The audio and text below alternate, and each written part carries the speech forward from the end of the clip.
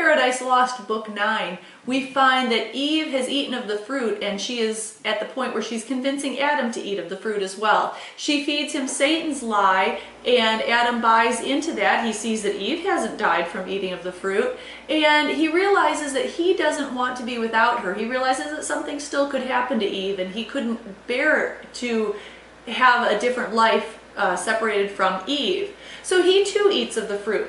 And what we're going to look at essentially is the effects of the fruit in this passage. So Book 9, lines 1008 through 1013, what we see is what the couple believe to be happening within them.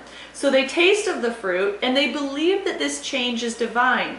They believe that as with new wine intoxicated both, they swim in myrrh, and fancy that they feel divinity within them breeding wings. So it's like they can almost feel divinity within them fluttering up, and they say, oh, we're ascending. Just like the serpent ascended to reason and speech, we too are now ascending to this new level.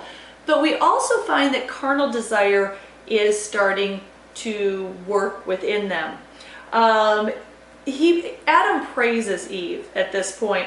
Lines 1020 through 1026, he says he is so glad to have eaten of the fruit. He says, I the praise yield thee, so well this day thou hast purveyed. You've done something wonderful this day. He says, much pleasure have we lost while we abstained from this delightful fruit. So what he's saying is, all this time this tree with this delightful fruit was there, and we lost all the pleasure from it. He says, if such pleasure be in things to us forbidden, it might be wished for this one tree had been forbidden 10. So he says, wow, this is so great, eating of this fruit and feeling the way I feel, that rather than just having one tree that was forbidden to us to make us feel this way, I wish we had 10 trees to make us feel this way, and to eat of these 10 trees. After this, the two of them start to feel desire toward one another, and they have sex. They fall asleep, and they awake and find their innocence gone in lines 1048 through 1067. About line 1053, it says that soon they found their eyes how opened and their minds how darkened. Innocence that as a veil had shadowed them from knowing ill was gone. So their innocence is gone. They recognize that when they wake up. But the fruit's not done yet. There's still more stuff that they're going to learn. As this innocence has been removed, they're going to start facing new feelings. And we find these new feelings in lines 1119 through 1133. And I love this section.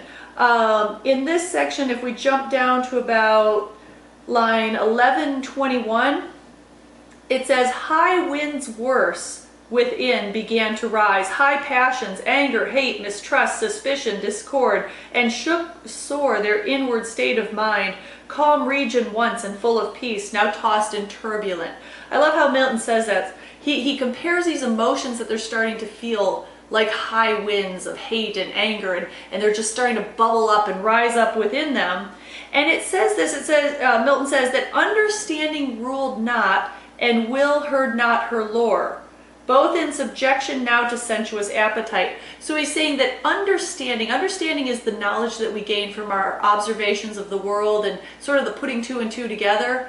And then he's also talking about the will, this will of man to do.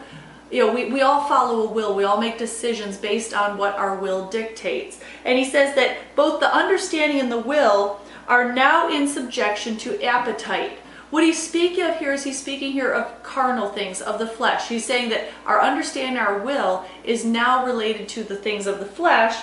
It says, who from beneath usurping over sovereign reason claimed superior sway. So he's saying at one time reason essentially dictated our understanding and our understanding and our will served reason, which is to do what is right.